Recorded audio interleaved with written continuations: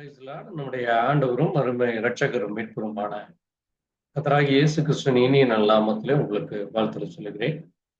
தேவனுடைய பெரிதான கிருபையினாலே மீண்டுமாய் இந்த அருமையான புதன்கிழமை மாலை வேளையிலே இதனுடைய சத்திய வார்த்தைகளை வாசித்து தியானிக்கவும், இந்த அருமையான நல்ல நாளிலும் கூட தேவ சமூகத்திலே நாம் காத்திருக்க கர்த்தர் நமக்கு பெரிதான காரியங்களை செய்தார். ஒரு விஷயம் நன்றி கலந்த இருதயத்தோடு நாம் தேவனுடைய பலத்த கருத்திலே நம்மை ஒப்பு கொடுத்து தொடர்ந்து நாம் ஜெப சிந்தனையோடு இந்த நாளுக்குரிய வேத வாக்கியங்களை வாசித்து தியானிக்கலாம். நாம் ஜெபிப்போம். எங்களை நேசிக்கிற எங்கள் நல்ல ஆண்டவரே, வானத்தையும் பூமி படைத்த சர்வ வல்லமையுள்ள தேவனே, உம்மை துதிக்கிறோம் அப்பா, உம்மை ஸ்தோத்திரிக்கிறோம். நீரே வானத்தையும் பூமியும் அதன் கீழுள்ள சகல சிருஷ்டிகளையும் உண்டாக்கி உருவாக்கினோம். இந்த நல்ல நேரத்திலே உடைய கரத்தில் எங்களை தாழ்த்துகிறோம். நாங்கள் ஒன்றுமில்லை, மனுஷன் அப்பத்தினால் மாத்திரமல்ல, தேவனுடைய வாயிலிருந்து புறப்படுகிற ஒவ்வொரு வார்த்தையிலும் பிழைப்பான் என்று சொல்லி நீர் வார்த்தையாய் இருக்கிற தேவன், நாங்கள் ஜீவனோடு பிழைக்கத்தக்கதான் நீர் எங்களுக்கு பெரிய காரியங்களை செய்தீரப்பா. இந்த நல்ல வேளையிலே உடைய கரத்தில் இந்த ஆராதனையை, இந்த விசேஷித்த வேத பகுதியை உடைய கரத்தில் ஒப்புக் கொடுக்கிறோம். ஆவியானவர் சபைகளுக்கு சொல்லுகிறதை காதுள்ளவன் கேட்க கடவன் என்று சொல்லி நீரே வார்த்தையின் தேவன், நீரே வெளிப்பாட்டின் தேவன், நீரே பரிசுத்தம் உள்ள தேவனாயிருக்கிறீர். உடைய வார்த்தைகளை வாசித்து அதை குறித்து நாங்கள் சிந்தித்து அதை குறித்து இன்னும் அதிகமாய் அறிந்து கொள்ள இந்த நேரத்திலே நீர் கிருபை கொடுத்திருக்காய் நன்று. தொடர்ந்து கர்த்தர் தாமே வார்த்தையின் மூலமா எங்களோடு கூட பேசி இந்த நாமத்திற்கு மகிமை வர பண்ண வேண்டுமா இந்த கரத்திலே ஒப்புக் கொடுக்கிறோம். கேட்கிற ஒவ்வொருவரும் இன்னும் அதிகமாய் சுவாசத்திலும் அன்பிலும் தைரியத்திலும் பலப்படும் தேவ தயவை தர வேண்டுமா இயேசு கிறிஸ்துவின் பரிசுத்த நாமம். கர்த்தர் தாமே உங்கள் ஒவ்வொருவரையும் ஆசீர்வதிப்பாராக. ஆண்டவராகிய இயேசு கிறிஸ்துவின் இனிய நல்ல நாமத்திலே உங்களுக்கு வாழ்த்துரை சொல்கிறேன். இந்த நேரத்திலே நாம் வேத பகுதியில் இருந்து சில வாக்கியங்களை வாசித்து தொடர்ந்து இந்த நாளுக்குரிய செய்தியை நாம் தியானிக்கலாம். இந்த நேரத்திலே வேதத்திலே அப்போஸ்தலனாகிய பவுல் தீமோத்தேயுவுக்கு எழுதின புஸ்தகம் 2 தீமோத்தேயு 4ஆம் அதிகாரம் 1ஆம் வசனத்திலிருந்து நாம் இன்னைக்கு வேதத்திலே தேவனுடைய வார்த்தையை நாம் வாசித்து தியானிக்கலாம். 2 தீமோத்தேயு 4ஆம் அதிகாரம் 1ஆம் வசனம் முதல், நான் தேவனுக்கு முன்பாகவும் உயிரோடு இருக்கிறவர்களையும் மரித்தவர்களையும் நியாயந்திருக்க போகிற கர்த்தராகிய இயேசு கிறிஸ்துவுக்கு முன்பாகவும் அவருடைய பிரசன்னமாகுதலையும் அவருடைய ராஜ்யத்தையும் சாட்சியாக வைத்து கட்டளையிடுகிறதாம். சமயம் வாய்த்தாலும் வாய்க்காவிட்டாலும் ஜாக்கிரதையாய் திருவசனத்தை பிரசங்கம் பண்ண எல்லா நீடிய சாந்தத்தோடும் உபதேசத்தோடும் கண்டனம் பண்ணி கடிந்து கொண்டு புத்தி சொல். ஏனென்றால் அவர்கள் ஆரோக்கியமான உபதேசத்தை பொறுக்க மனதில்லாமல் செவித்துணர்வுள்ளவர்களாகி தங்கள் சுய இச்சைகளுக்கு ஏற்ற போதகர்களை தங்களுக்கு திரளாய் சேர்த்து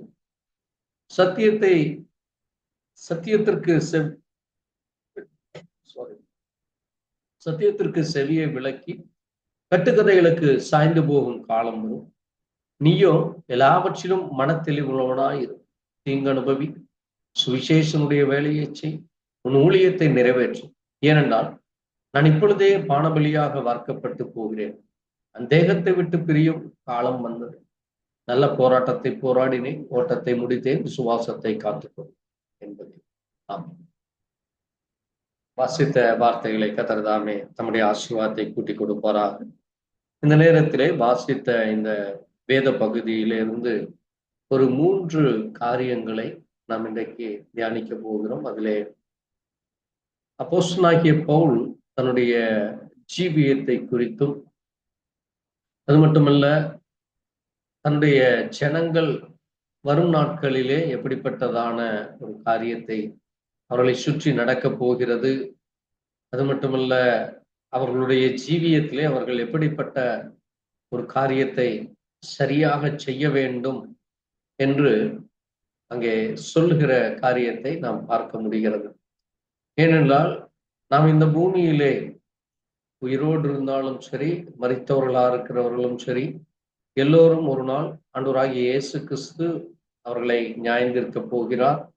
அது மட்டுமல்ல அவருடைய பிரசன்னம், அவருடைய வருகை, அவருடைய ராஜ்யமானது இந்த பூமியிலே அறிவிக்கப்பட்டு கொண்டிருக்கிறது. அதற்கு தேவன் நம்மை சாட்சியாக வைத்திருக்கிறார்.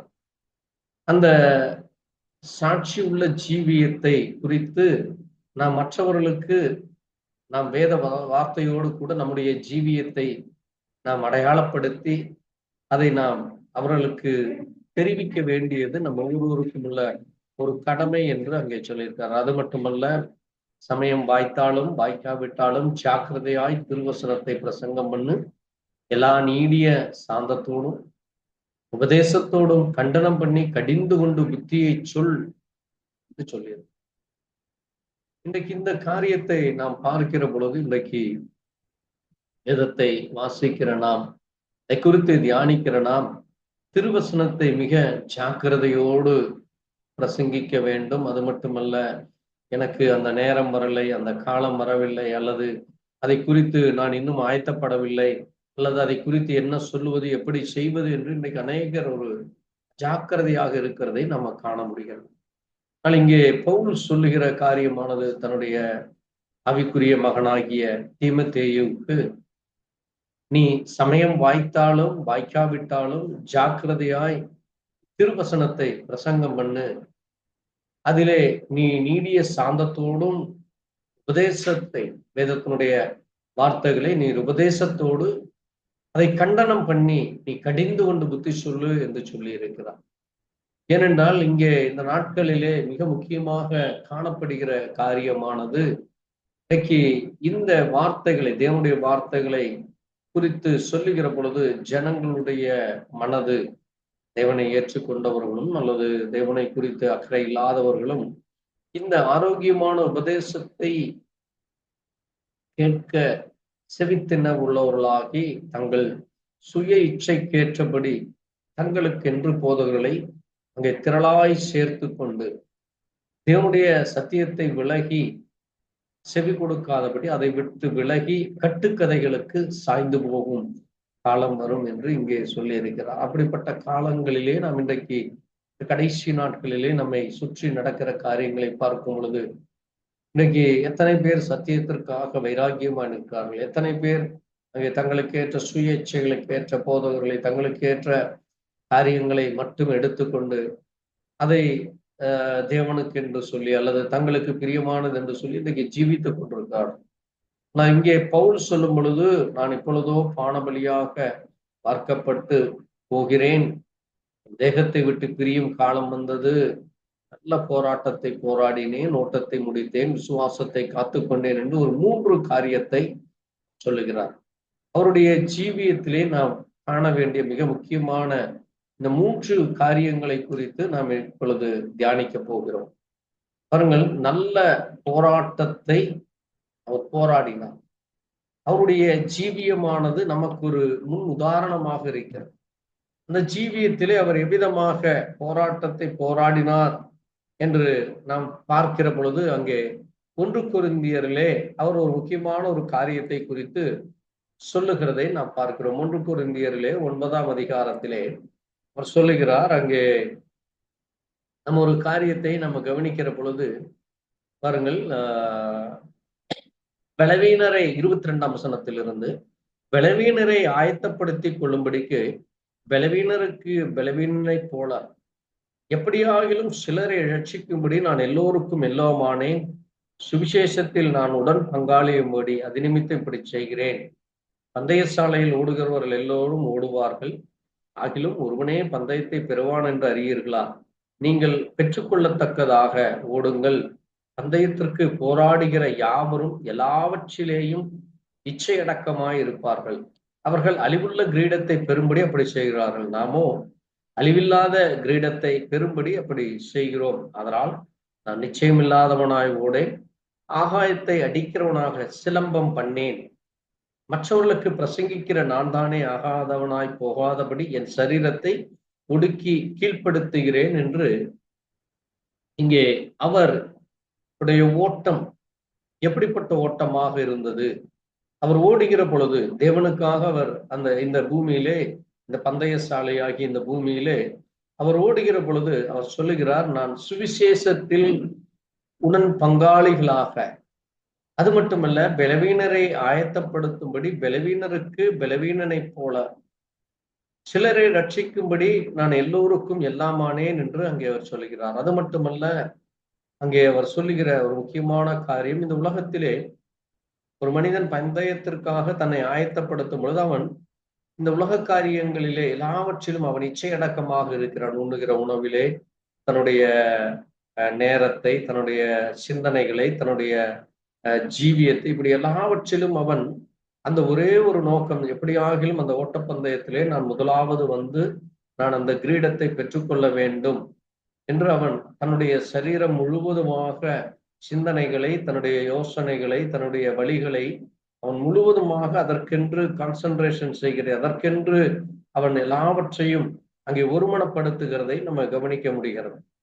ஆனால் அந்த கிரீடமானது இந்த உலகத்திலே ஒரு மனிதன் எவ்வளவு பெரிய அவன் ஒரு ஒலிம்பிக் ஆனாலும் சரி, அல்லது 100 மீட்டர், அல்லது இந்தியா லெவலிலே, அல்லது மாநில லெவலிலே, நகரத்திலே, பட்டணத்திலே, கிராமத்திலே, இப்படி எந்த இடத்திலே அவன் அங்கே பந்தயம் பெற்றாலும் அது இந்த பூமியோடு அவனுடைய மரணத்தோடு அல்லது இந்த பூமியிலே அதனுடைய முடிவு வந்துவிடும். ஆனால் ஒரு கால் அந்த மனிதன் தேவனுக்காக ஓடும் பொழுது, அல்லது நாம் தேவனுக்காக இந்த பூமியிலே ஓடுகிற பொழுது, அதால் அழிவில்லாத கிரீடமாக இருக்கிறது. ஆகவே நாம் தேவனுக்காக ஓட வேண்டும் என்று அங்கே அவர் நமக்கு ஒரு அருமையான ஒரு புத்திமதியை மட்டுமல்ல, இன்னும் ஒரு முக்கியமான காரியத்தை சொல்லுகிறதை நம்ம இங்கே பார்க்கிறோம். நான் நிச்சயமில்லாதவனாக ஓடேன். ஏனென்றால் ஓட்டப்பந்தயத்திலே ஓடுகிறவர்கள் யாரோ ஒருவர் தான் ஜெயிப்பார்கள். ஆனால் நாம் தேவனுக்கென்று எத்தனை ஆயிரம் பேர் ஓடினாலும் உண்மையாக உத்தமமான இருதயத்தோடு, பரிசுத்தத்தோடு, இச்சையடக்கத்தோடு, ஞானத்தோடு, புத்தியோடு, வெள்ளத்தோடு, வல்லமையோடு, தேவ கிருபையோடு, தேவ தயவோடு இப்படி ஓடுகிறவர்கள் ஒவ்வொருவரும் இந்த கிரீடத்தை பெற முடியும். ஆகவேதான் தேவன் அங்கே சொல்லி இருக்கிறார், நான் உனக்கு ஜீவ கிரீடத்தை தருவேன் என்று. ஆகவே நாம் ஜீவ கிரீடத்தை பெறுவதற்கு நம்முடைய சரீரத்தை முழுவதுமாக அந்த இச்சையடக்கத்தை நாம் அவசியம், எப்படி அவர்கள் அதை ஒரு சாக்ரிஃபைஸனாக செய்கிறார், அதே போல நாமும் இந்த பூமியிலே தேவனுக்காக, அங்கே பவுல் சொல்லுவது போல அங்கே நம்ம வாசித்த 2 தீமோத்தேயுவிலே நான் பானபலியாக ஒப்பு கொடுக்கிறேன் என்கிறார். தன்னுடைய சரீரத்தை முழுவதுமாக தேவனுக்கென்று ஒப்பு கொடுத்து இங்கே தேவனுடைய வார்த்தையின்படி ஜீவிக்கத்தக்கதாக இங்கே சொல்லுகிறார், என் சரீரத்தை ஒடுக்கி கீழ்ப்படுத்துகிறேன் என்று சொல்லி, நான் ஆகாதவனாய் போகாதபடி அதை நான் ஒடுக்குகிறேன்.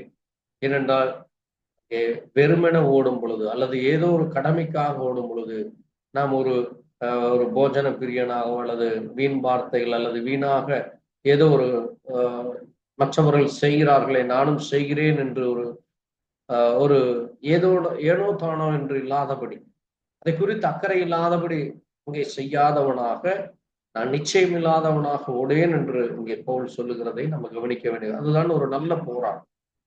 அந்த நல்ல போராட்டத்தை நான் போராடினேன் என்று பவுல் உறுதிப்பட தன்னுடைய ஜீவியத்தை கூறுகிறார். அது மட்டுமல்ல, அந்த ஓட்டம் எப்படிப்பட்ட ஓட்டமாக இருக்கிறது என்று நாம் பார்க்கிற பொழுது அங்கே பவுல் சொல்லுகிற பொழுது கலாத்தியர் 5ஆம் அதிகாரத்திலே அவர் ஒரு காரியத்தை குறித்து அங்கே பேசுகிறார். கலாத்தியர் 5ஆம் அதிகாரத்திலே நான் வாசிக்கிறேன் பாருங்கள். இங்கே கிறிஸ்து 6ஆம் வசனத்திலிருந்து 5ஆம் வசனத்திலிருந்து வாசிக்கிறோம். நாங்களோ நீதி கிடைக்கும் என்று ஆவியை கொண்டு விசுவாசத்தினாலே நம்பிக்கையோடு காத்திருக்கிறோம். கிறிஸ்து இயேசுவினிடத்தில் விருத்த சேதனம் இல்லாமையும் ஒன்றுக்கும் உதவாது. அன்பினாலே கிரியை செய்கிற விசுவாசமே உதவும். நீங்கள் நன்றாய் ஓடினீர்களே. சத்தியத்திற்கு கீழ்ப்படியாமல் போக உங்களுக்கு தடை செய்தவன் யார்? இந்த போதனை உங்களை அழைத்தவரால் உண்டானதல்ல. புளிப்புள்ள கொஞ்ச மாவானது பிசைந்த முழு மாவனத்தையும் உப்பு பண்ணும். நீங்கள் வேறு விதமாய் சிந்திக்க மாட்டீர்கள் என்று கர்த்தருக்குள் உங்களை குறித்து நம்பிக்கையா இருக்கு. உங்களை கலங்க பண்ணின அப்படிப்பட்டவன் இருந்தால் தனக்கேற்ற ஆக்கினை அடைவார் என்று சொல்லி இங்கே ஒரு காரியத்தை ஓடுகிற அந்த ஓட்ட பந்தயத்திலே அங்கே தடைகள், இடையூறுகள், போராட்டங்கள் அல்லது அநேக விதமான அங்கே தவறான காரியங்கள் நடைபெறுகிறது நாம் இன்றைக்கும் உலகத்திலே கவனிக்க முடியாது. அங்கே ஒரு சிலர் அங்கே அதை இழிவாக அந்த காரியத்தை பெற்றுக்கொள்ள வேண்டும் என்று வேறு விதமாக அதை நடந்து கொள்வதை அங்கே இன்றைக்கு நாம் அநேக இடங்களிலே பார்க்க முடிகிறது. ஒலிம்பிக்கிலே கூட போதைப் பொருட்களை பயன்படுத்தி அல்லது வேறு விதமாக இன்ஜெக்ஷன் பயன்படுத்தி அந்த எப்படியாக நான் முதலாவது வர வேண்டும் என்று இப்படி தவறாக அந்த காரியத்தை செய்து அவர்கள் தங்களுடைய ஜீவியத்தை கெடுத்து போட்டு இன்றைக்கு மற்றவர்களுக்கு முன்பாக அவமானப்பட்டு அங்கே அந்த குடும்பம், அந்த நாடு, அந்த அதை நடத்துகிறவர்களுக்கு ஒரு அவமான பெயர் ஏற்படுகிறது. அது உலக பிரகாரமாக நடக்கிற காரியம். அதை போல இங்கே கிறிஸ்தவ ஜீவியத்திலும் நாம் இங்கே காணுகிற பொழுது பாருங்கள், இன்றைக்கு அநேகர் நீதியை கிடைக்க வேண்டும் விசுவாசத்தினாலே நம்பிக்கையோடு காத்திருப்பதை விட்டுவிட்டு இன்றைக்கு அநேகர் சத்தியத்திற்கு கீழ்ப்படியாதபடி சத்தியத்திற்கு எதிர்த்து நிற்கிறவர்களாகும். அங்கே உலக பிரகாரமாக மாம்ச சிந்தனையிலே அங்கே உலக காரியங்களுக்கு அடிமைப்படுவதும் அல்லது அங்கே தேவனுடைய காரியங்களை குறித்து எந்த கவலை இல்லாதபடி உலகத்தை குறித்து அங்கே உலக காரியங்களை குறித்து கவலைப்படுகிறது. இப்படி உலகத்தை குறித்தும் உலகத்தில் உள்ளவைகளை குறித்தும் ஒரு அவநம்பிக்கையோடு நடந்து கொள்கிற காரியங்கள், இது கிடைக்குமா கிடைக்காதா, என்னால் இந்த ஓட்டப்பந்தயத்திலே ஜெயிக்க முடியுமா முடியாதா என்று அந்த உலக மனிதனை சிந்திப்பது போல இன்றைக்கும் அநேகர் நான் தேவனிடத்திலே நடக்கிறேன், தேவனுடைய காரியங்கள் எனக்கு எப்படி ஆகும், என் குடும்பம் இப்படி இருக்கிறது, அது அப்படி இருக்கு இப்படி இருக்கு என்று சுயமாக சிந்தித்து அங்கே தங்களுடைய ஜீவியத்தை தங்களுடைய சிந்தனைகளை அங்கே வேறு விதமாய் சிந்திக்கிறார்கள் என்று நம்ம இங்கே பவுல் சொல்லுகிறதை பாருங்கள். உங்களை கலக்கிறவன் எப்படியே இருந்தாலும் தனக்கே சாக்கனை அடைவான் என்று சொல்லணும். அது மட்டுமல்ல, உங்களை கலக்கிறவர்கள் தரிப்புண்டு போனால் நலமாயிருக்கும். சகோதரரே, நீங்கள் சுயாதீனத்திற்கு அழைக்கப்பட்டீர்கள். இந்த சுயாதீனத்தை நீங்கள் மாம்சத்துக்கு எதுவாக அனுசரியாமல் அன்பினாலே ஒருவருக்கு ஒருவர் ஊழியம் செய்யுங்கள். உன்னிடத்திலே நீ அன்பு கூறுவது போல பிறனிடத்திலும் அன்பு கூறுவாய் என்ற இந்த ஒரே வார்த்தையிலே நியாயப்பிரமாணம் முழுவதும் நிறைவேறும் என்று சொல்லும்.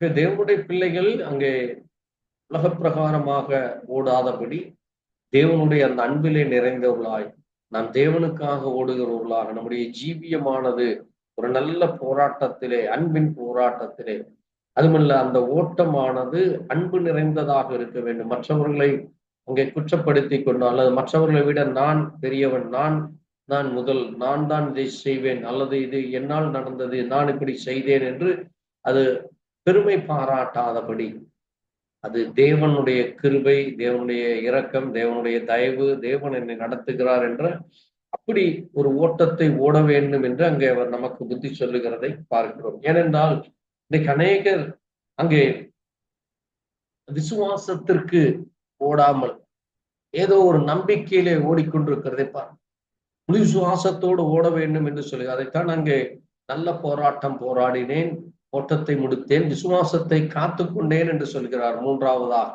இங்கேயும் பவுல் சொல்லுகிற பொழுது நாங்களோ நீதி கிடைக்கும் என்று ஆவியை கொண்டு விசுவாசத்தினாலே நம்பிக்கையிலே காத்திருந்தோம் என்று சொல்லி.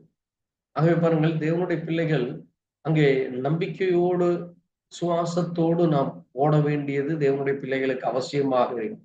அதை குறித்து இன்னும் ஒன்று இரண்டு வார்த்தைகளிலே அங்கே அப்போஸ்தலனாகிய பவுல் சொல்லுகிறதை நாம் அங்கே கொலோசியர் 3ஆம் அதிகாரத்திலே ஒரு முக்கியமான ஒரு காரியத்தை அவர் சொல்லுகிறார்.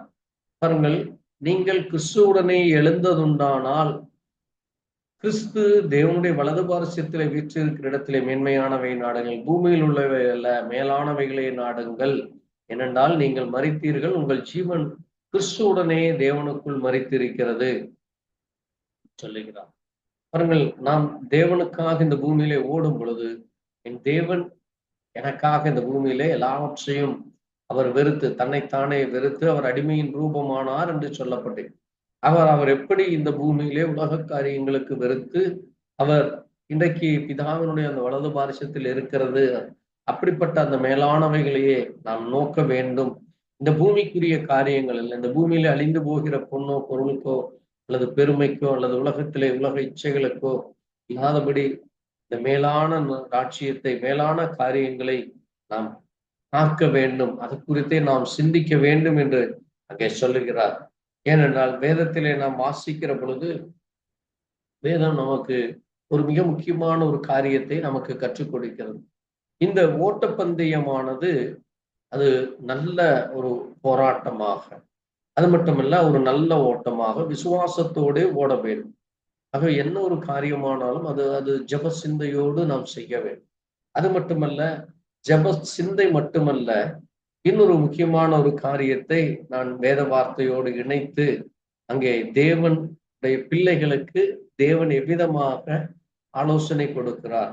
அப்படி நாம் நடக்கிற பொழுது, அப்படி நாம் செய்கிற பொழுது, அந்த ஒரு நல்ல போராட்டம், அதனுடைய பலன், அதனுடைய ஆசீர்வாதம், அது மட்டுமல்ல அந்த விசுவாசத்தினாலே நாம் செய்கிற காரியத்தை நாம் பழைய ஏற்பாட்டிலே ஒரு அதிகாரத்திலே நாம் வாசிக்கிற பொழுது ஒரு காரியத்தை நம்ம வாசிக்க முடிகிறது. பாருங்கள், 2 நாளாகம புஸ்தகத்திலே 2 நாளாகமம் 7ஆம் அதிகாரத்திலே ஒரு காரியத்தை நாம் அங்கே வாசிக்க முடிகிறது.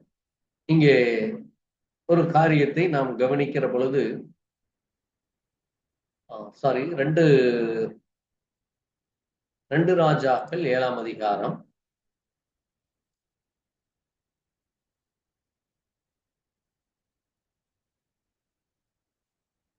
1 ராஜா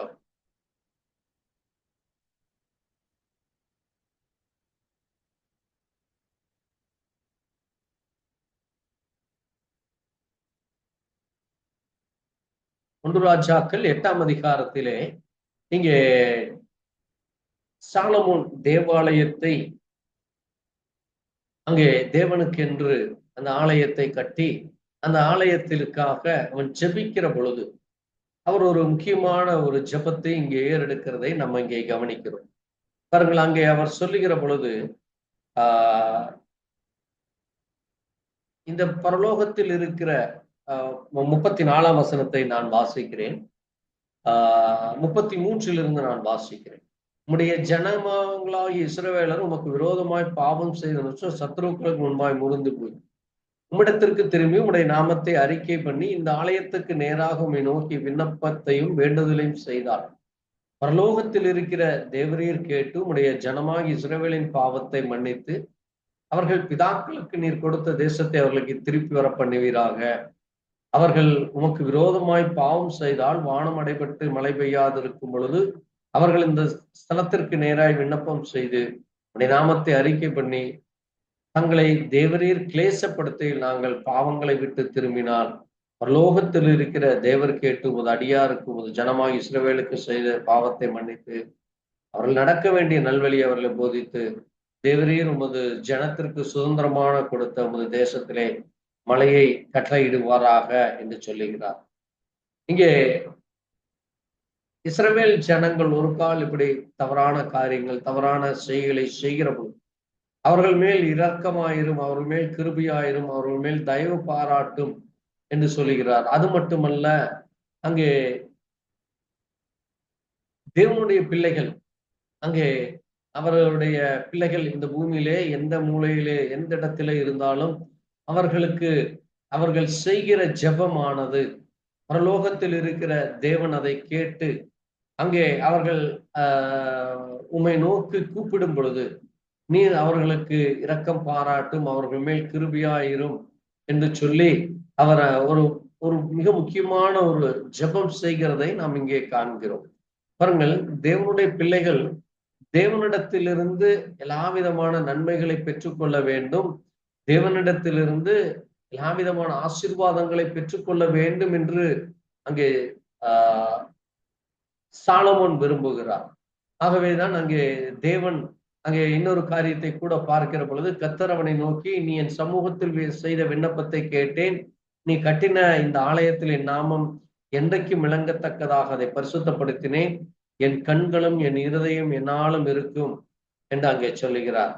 அது மட்டுமல்ல, அங்கே அவர் சொல்லுகிற பொழுது பாருங்கள், நான் இஸ்ரவேல் தேசத்துக்கு கொடுத்ததிலே அவர்களை வைக்காதபடி நிர்மூலமாக்கி என் நாமம் விளங்க என் பரிசுத்த ஆலயத்தை என் சமூகத்தை விட்டு தள்ளுவேன், அப்பொழுது இஸ்ரவேல் ஜனங்கள் பழமொழியாக சொல்ல இருப்பார்கள் என்று சொல். அவர்கள் ஒரு கால் அவர்கள் பின்வாங்கி கற்பனைகளையும் கட்டளைகளை கை கொள்ளாமல் வேறு தேவர்களை சேவித்து பணிந்து கொண்டால் இப்படி ஆகும் என்று சொல். அவை தேவனுடைய பிள்ளைகள் தேவனுடைய வார்த்தைக்கு உண்மையான உத்தமமான இருதயத்தோடு அதை கேட்டு நடக்க வேண்டும் என்று அவர் அவர்களை எச்சரிக்கிறார். ஏனென்றால் அவர்கள் தங்களை தாழ்த்தி அங்கே தேவனுடைய சமூகத்திலே அவர்கள் தங்களை உடைய பொல்லாத வழிகளை விட்டு பரலோகத்தின் தேவனுக்கு அங்கே தங்களை முழுவதுமாக ஒப்புக் கொடுக்கும் பொழுது தேவன் அவர்களை வேண்டுதலை கேட்க வேண்டும், அவர்களை விண்ணப்பத்தை கேட்க வேண்டும் என்று அவர் அங்கே சொல்லுகிறார். ஆகவே பாருங்கள், தேவன் பிள்ளைகளை ஆசீர்வதிக்கிற தேவனாய், அவர்கள் அக்கிரமங்களை, பாவங்களை, மீறுதல்களை மன்னிக்கிறவராக இருக்கிறார்.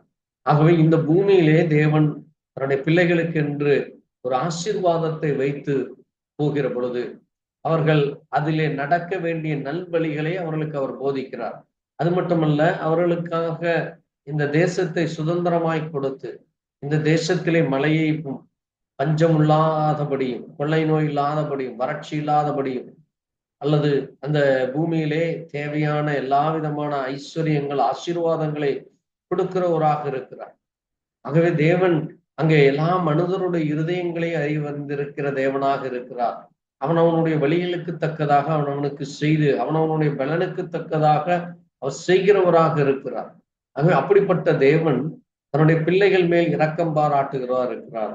ஆனால் இந்த ஜனங்கள் உங்களுடைய வழிகளை விட்டு பாவம் செய்தால், அக்கிரமம் செய்து, மீறுதல் செய்து அங்கே தேவனுடைய வார்த்தைக்கு எதிர்த்து நிற்கிறவர்களாகவோ கீழ்ப்படியாதவர்களாக இருக்கும் பொழுது தேவன் அவர்களை தண்டிக்கிறவராக இருக்கிறார் என்று இங்கே சொல்லப்பட்டிருக்கிறது.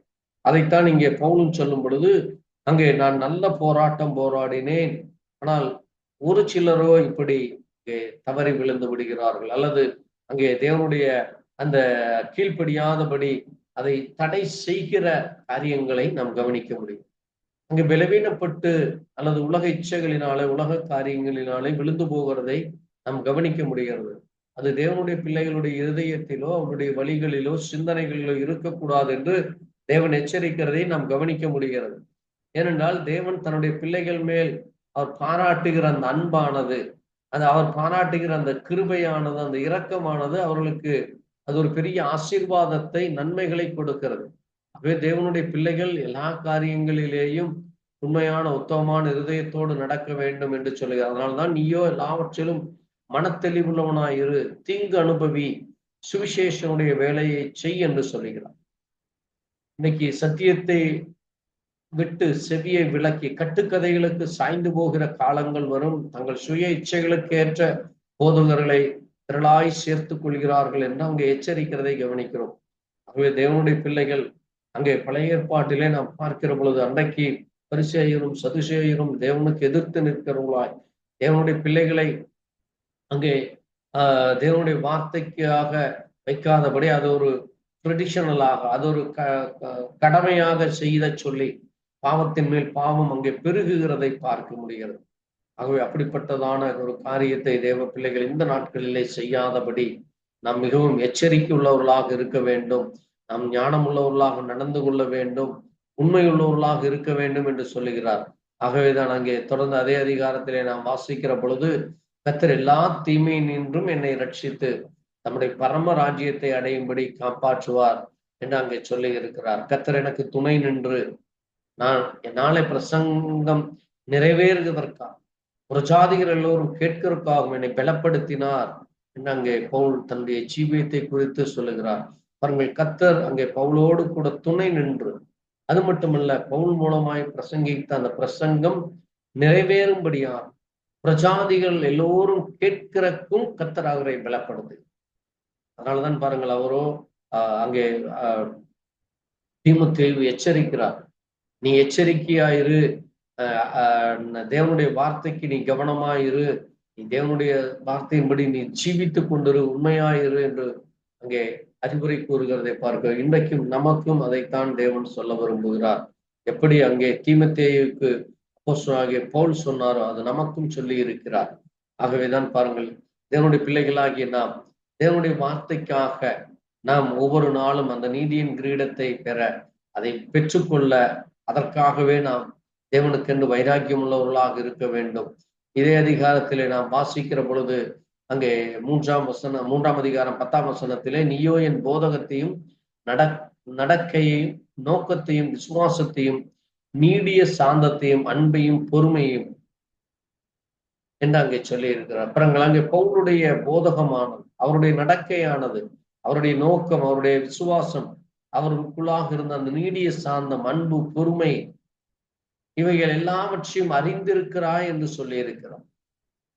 எவ்வளவோ துன்பங்களை சகித்தேன், இவை எல்லாவற்றிலும் இருந்து கர்த்தர் என்னை நீக்கலாக்கி விட்டார் என்று சொல்லி அவர்கள் தேவபக்தியா நடக்கிற யாவருக்கும் துன்பப்படுவார்கள் என்று சொல்லப்பட்டிருக்கிறது. ஆகவே இந்த பூமியிலே எப்படி ஒரு போராட்டத்திற்கு ஒரு ஒரு ஓட்டத்திற்கு பந்தயத்தில கலந்து கொள்கிறவன் தன்னுடைய சரீரத்தை ஒடுக்கி அதிலே அவன் பலவீனப்படுகிறவனாகவோ அல்லது அதற்காக அநேக காரியங்களை அவன் விட்டுவிடுகிற காரியமாக, அதை போல தேவனுக்காக நாம் உண்மையாக உத்தமமான இருதயத்தோடு பரிசுத்தத்தோடு பயத்தோடு நடக்கிற பொழுது நம்மை அநேக உலக பிரகாரமான காரியங்கள் நம்மை நெருக்குகிறதை பார்க்கிறோம். எத்தனையோ போராட்டங்கள் வரும், துன்பங்கள் வரும், பலவீனங்கள் வரும், நம்மை அநேகர் தூஷிக்கிறதும் நம்மை அநேகர் அங்கே புறங்கூறுவதும் நமக்கு எதிர்த்து நிற்கிறதையும் நம்ம கவனிக்க முடிகிறது.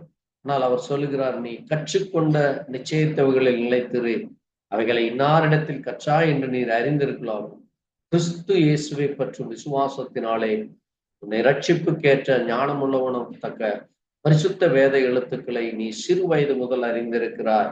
வேத வாக்கியங்கள் எல்லாம் தேவாவியில அருளப்பட்டு தேவனுடைய மனுஷன் தேறினனாகும் எந்த நற்கிரியும் செய்ய தகுதியுள்ளனாய் இருக்கும்படி அவைகள் உபதேசத்துக்கும் கடிந்து கொள்ளுதலுக்கும் சீர்திருத்தத்திற்கும் நீதியை படிப்பித்தலுக்கும் பிரயோஜனமாய் இருக்கிறது என்று சொல்லி, ஆகவே இந்த வேத வார்த்தையானது நாம் வாசிக்கிற இந்த பரிசுத்த வேதமானது அவை தேவனுடைய ஆவியினாலே அருளப்பட்டு தேவனுடைய பிள்ளைகளாகி நாம் தேர்ந்தவர்களாக இருக்க எல்லாவித நற்கிரிகளை செய்ய தகுதி உள்ளவர்களாகும். அது நமக்கு உபதேசத்தின் மூலம் அல்லது அதில் ஒரு சில காரியங்கள் அது நம்மை கடிந்து கொள்கிறதாக இருக்கு. தவறு செய்யும் பொழுது, குறைகள் இருக்கும் பொழுது, குற்றங்கள் காணப்படும் பொழுது அது நம்மை கடிந்து கொள்கிறது. அது மட்டுமல்ல, நம்மளே காணப்படுகிற இந்த குறைகளை சீர்திருத்தம் செய்வதற்கு வேதத்தில் உள்ள நீதிகளை, சரியான காரியங்களை அது நமக்கு படிப்பித்துக் கொடுக்கும். அது நமக்கு பிரயோஜனம் உள்ளவைகளாக இருக்கிறது என்று அங்கே சொல்லுகிறேன். ஆகவே நீ கற்றுக்கொண்டவில்லை நிச்சயத்திரு, அவைகளை இன்னாரிடத்தில் கற்றா என்று நீர் அறிந்திருக்கிறது என்று சொல்லுகிறேன். ஆகவே இந்த பூமியிலே நாம் ஒரு நல்ல போராட்டத்தை போராடி நம்முடைய ஓட்டத்தை தேவனுக்கென்று நாம் முடிக்கவும், நாம் விசுவாசத்திலே நாம் உறுதியாய் நிற்கவும், விசுவாசத்தை காத்து கொள்ளவும், தேவனுடைய வார்த்தையின்படி நாம் ஜீவிக்கவும் வேண்டும் என்று அங்கே அப்போஸ்தலனாகிய பவுல் சொல்கிறார். அதுவே நமக்கு ஒரு ஆலோசனையாக இருக்கிறது. ஏனென்றால் இந்த பூமியிலே நாம் ஒவ்வொரு நாளும் நாம் உலகத்திலே நாம் நம்முடைய ஜீவியத்திற்காக, நம்முடைய பிள்ளைகளுக்காக, நம்முடைய சபைக்காக, உலகத்திலே இன்னும் அநேக காரியங்களுக்காக நாம் ஓடிக்கொண்டிருக்கிறோம். ஆனால் தேவனுக்கென்று நாம் ஓடும் பொழுது, தேவனுடைய வார்த்தைக்கென்று நாம் ஓடும் பொழுது, அதற்காக நாம் நம்மை வருகிற அந்த போராட்டமானது அது நம்மை ஜெயத்தை கொடுக்கிறதாகும். அந்த ஓட்டமானது ஒரு உண்மையான ஓட்டமாக, அந்த ஓட்டமானது அந்த பந்தய சாலையத்தில் ஓடி அந்த கிரீடத்தை பெற்றுக்கொள்ளும்படியாக அது இருக்க வேண்டும். அது மட்டுமல்ல, தேவன் நமக்கு கொடுத்த அந்த விசுவாசத்தை நாம் காத்து கொள்ள வேண்டும். அந்த விசுவாசத்தை அது நம்மை விட்டு விலகி போகாதபடி, தேவனுடைய கிருபை நம்மை விட்டு விலகி போகாது, அல்லது தேவன் நமக்கு கொடுத்த அந்த பலம் நம்மை விட்டு விலகி போகாதபடி, இந்த உலகத்திலே காணப்படுகிற கட்டுக்கதைகளுக்கோ அல்லது இந்த உலகத்திலே காணப்படுகிற சத்தியத்திற்கு செவி விளக்குற காரியத்திற்கோ நாம் விழுந்து போகாதபடி எச்சரிக்கை உள்ளவர்களாக நாம் இருக்க வேண்டும். நீ சீக்கிரத்தில் என்னிடம் வரும்படி ஜாக்கிரதைப்படு என்று சொல்லி நாம் ஜாக்கிரதை உள்ளவர்களாக இருக்க வேண்டும், எச்சரிக்கை உள்ளவர்களாக இருக்க, ஞானம் உள்ளவர்களாக இருக்க வேண்டும், தைரியம் உள்ளவர்களாக இருக்க வேண்டும் என்று வேதம் நமக்கு சொல்லி, ஆகவே தேவனுடைய பிள்ளைகளாகிய நாம் தேவன் நம்மோடு கூட இருந்து நமக்கு எல்லாவற்றையும் செய்ய அவர் வல்லவராக அவருடைய பிரசன்னமாகுதலை நாம் விரும்புகிறோம். அவர் நமக்காக நீதியின் கிரீடத்தை வைத்திருக்கிறார், நீதியுள்ள நியாயாதிபதியாக இருக்கிறார். அதை நமக்கு தருவேன் என்று அவர் வாக்குத்தத்தம் செய்திருக்கிறார். நித்திய ஜீவனை தருவேன் என்பதை அவர் நமக்கு செய்த வாக்குத்தத்தம். ஆகவே அந்த நித்திய ஜீவனை பெற நாம் அவருக்காக நாம் இந்த பூமியிலே ஓட தேவன் விரும்புகிறார். ஆகவே நாம் ஒவ்வொரு நாளும் தேவனுக்காக ஓடுகிறோம். தேவ சமூகத்திலே தேவன் நமக்கு கொடுத்த ஒவ்வொரு காரியத்தை நாம் புரிந்து கொண்டு உண்மையான உத்தமமான இருதயத்தோடும் ஒரு நல்ல ஓட்டத்தை ஓட முடியாது. அந்த ஓட்டமானது அது முடித்து தேவனுடைய கரத்தில் இருந்து அந்த ஜீவ கிரீடத்தை பெறும்படியும் விசுவாசத்தை காத்து கொண்டு நடக்க கர்த்தர் தாமே நமக்கு இரக்கம் பாரார். கேட்ட செய்திக்காய் நன்றி சொல்லி நாம் ஒரு நிமிஷம் ஜெபிக்கலாம். எங்களை நேசிக்கிற எங்கள் நல்ல ஆண்டவரே, வானத்தையும் பூமியும் படைத்த சர்வ வல்லமையுள்ள தேவனே, கர்த்தராகிய இயேசு கிறிஸ்துவே, இந்த அருமையான நேரத்திலே உடைய சத்திய வார்த்தையை வாசிக்கும் தியானி அதில் சொல்லப்பட்ட மகத்தான மகிமையான காரியங்களை குறித்து தியானிக்க தேவ இறக்கம் கொடுத்தீரப்பா. நேரத்திலே ஆண்டவரே, அன்றைக்கு சாலமோன் அந்த ஆலயத்திலே ஜெபிக்கிற பொழுது, அதோ இந்த ஜனங்கள் தங்களை தாழ்த்தி ஆண்டவரே உம்மிடத்திலே வந்து, ஆண்டவரே நீர் அவருடைய பாவங்களை, அக்கிரமங்களை, மீறுதலை மன்னித்து நீர் அவர்களுக்கு விடுதலை கொடுக்கிறீர், அவர்களுக்கு சுகத்தை, ஆசீர்வாதத்தை, நன்மைகளை தருகிறீர் என்று சொல்லியிருக்கிறீர். அதேபோல் இந்த நாட்களிலும் நாங்கள் எங்களை ஆண்டவரே ஒரு நல்ல போராட்டம் போராட, ஒரு நல்ல ஓட்டத்தை ஓடும்படியா, ஒரு உண்மையான உத்தமான இருதயத்தோடு நாங்கள் ஓடும்படியா, எங்கள் ஜீவியத்தை முழுவதுமாக உமக்கென்று ஒப்புக் கொடுத்து நல்ல போராட்டத்தை போராடவும், எங்கள் ஓட்டத்தை முடிக்கவும், எங்கள் விசுவாசத்தை காத்துக்கொள்ளவும் தேவத்த கிருபையை தாரும். தொடர்ந்து ஞானத்தோடு புத்தியோடு நடக்கும், பரிசுத்தத்தோடு இருக்கு, நம்முடைய வருகைகளை காணப்படும், அநேக ஆத்துமாக்களை ஆதாயப்படும், ரட்சிப்பின் பாதையிலும் நீதியின் பாதையிலும் ஆண்டவரை அநேகரை கொண்டு வரத்தக்கதா தேவ கிருபையை அநேகருக்கு பிரயோஜனமாக இருக்கு தேவ தயவை தர வேண்டும். இயேசு கிறிஸ்துவினுடைய பரிசுத்த நாமத்திலே ஆம். கர்த்தர் தாமே எங்கள் ஒவ்வொருவரையும் ஆசீர்வதிப்பாராக. எங்களுக்காக, எங்களுடைய ஊழியங்களுக்காக ஜெபித்துக் கொள்ளுங்கள். கர்த்தர் தாமே எங்களோடு கூட இருப்பாராக. God bless you. Thank you, Jesus. Praise to God.